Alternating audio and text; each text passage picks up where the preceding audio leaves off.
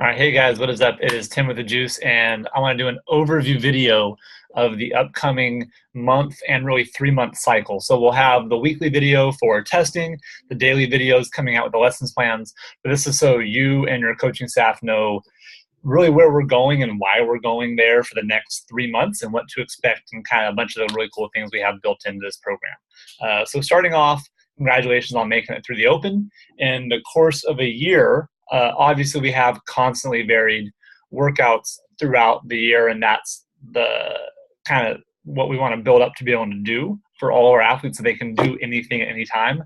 But the way we get there is where we have to marriage the variance with progression, and for your members making sure it still stays really fun, but we know that they are getting exactly the dose they need so they can stay healthy and come back. That's our big goal, right? Always have people come back to one more class. We can do that every time. We're doing a great job. In this cycle, because we're starting the year and we finish the Open. The Open is high intensity relative to each athlete, output based, high dynamic contraction. Kip hard, push it, try and get an extra pound, an extra rep. So that's good, but we want to make sure we have a solid base of support to build on from that. And those movements generally as a base of support involve isometric and eccentric contractions. For strength gains and strength endurance gains, what we're looking for most people are going to be somewhere between the 40 to 70 or 80-second range of time under tension per set. That means generally we're going to have less sets in this first cycle, where before we might be doing 8 sets, 1 rep every 90 seconds. We're doing higher sets but less reps. Again, 1 or 2 reps at a time, contraction based, right? Now we're going to be doing maybe 3 sets or 4 sets, but this at a time, and then transitioning. And then sets may actually take about a minute per time. So absolute load will be lower, which means what? We get to focus on technique, right? As intensity and load goes up, technique naturally can go down for many people. So we want to balance that with a good chance to work on these areas that maybe we saw during the Open. We saw just with any athlete, maybe they're new and they're starting and they need this in our fitness or function plan. That's great.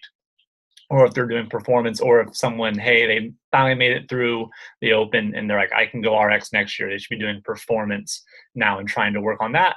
And then finally, our sport people that are really looking to move up.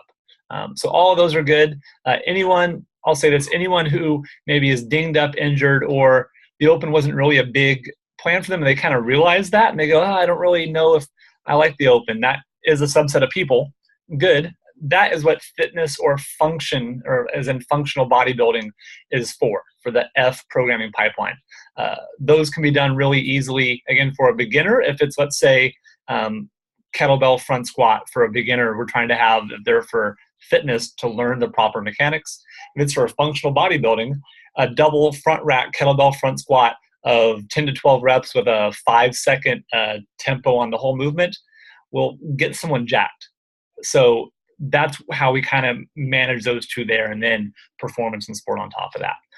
What you're going to see is this cycle goes from April through the end of June. I'll take you down. You see we have stuff like Murph planned up, different testers all the way up through the testing and what repeats we want to have for the end based on some numbers we're still looking at is everyone's open scores and whatnot, and making sure that the dose is really where we want to be, and what were some of the weaker areas we want to build on, and what are some of the areas of feedback we've gotten to make sure we implement. It's going to build on 3-week mini cycles, so 12 weeks.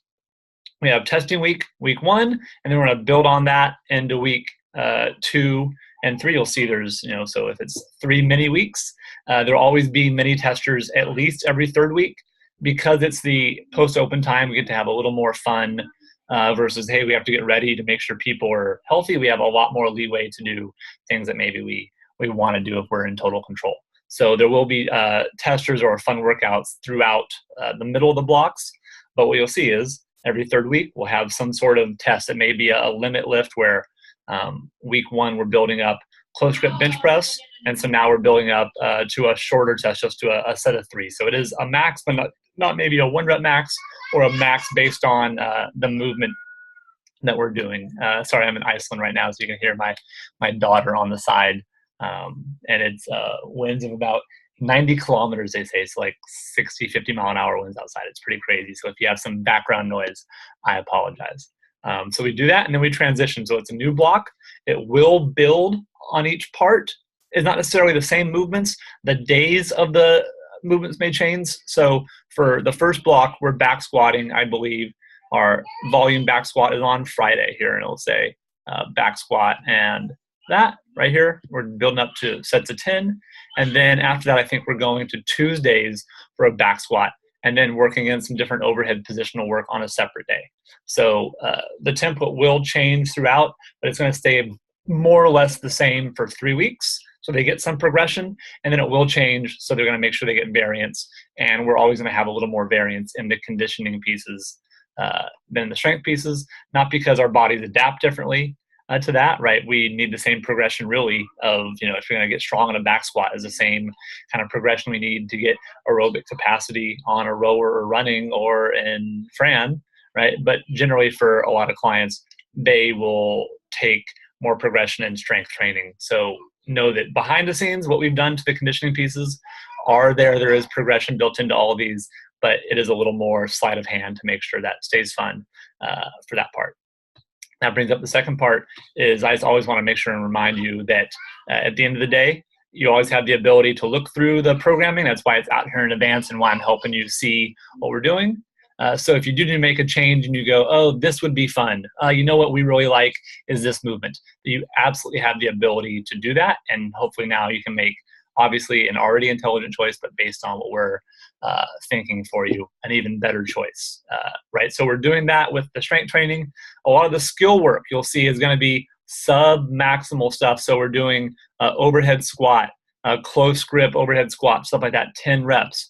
Only technique is really light positional work. We're not trying to load them up first. We want to rebuild their base of support through functional bodybuilding, high time under tension, good body comp, good movement mechanics, motor control, all these things. Make sure their central nervous system has room to really punch when we want to punch it later in the year and do that. So that would be the second thing to do on that is kind of notice where we're putting in skill-based things and where we're putting on areas that maybe we can hit a little harder. And the ones we're hitting a little harder are going to be in the absolute strength areas of, like I said, functional bodybuilding. So you'll see it like heavy single arm rows in this cycle, a lot of that, because we're going to build up to Murph. So we're going to make sure a base of support for Murph is that our body can handle good time under tension on strict pull-ups and isometric holds and carries and grip strength, and then push-ups. And you'll see here for push-ups is probably the hardest part of Murph for most people. So what is the base of support for push-ups and burpees? Bench press, specifically for CrossFit, close grip bench press right there. So we are building these up. So instead of just starting off with a bunch of push-ups in the cycle, we're building into close grip bench press for that. So we go through the first 3 weeks, much more simple movements. We start to progress through May, and you'll see that we have it all laid out here of where we're going to go to building this up. So things like Chelsea, about a few weeks out of Murph, people can handle the volume of this, and we know they're ready now to have a really good time, and they're set. And we change the day that comes up. So towards the end of May, we're doing that on Monday because Murph's going to be on Monday, and we know everyone's coming in. We don't want them to miss it. Finally, into June, we go all the way up to the middle of June here. Week 12 is going to be our retesting week. It's not all the same tests as the first week. Okay, we have some other ones you'll see here. We're doing obviously Murph.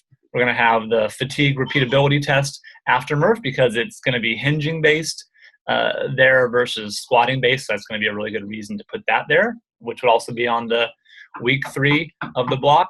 And then, sorry, not right now. Oh, and then, sorry, it's my daughter. I thought it was housekeeping. What are you going to do when in Europe, right?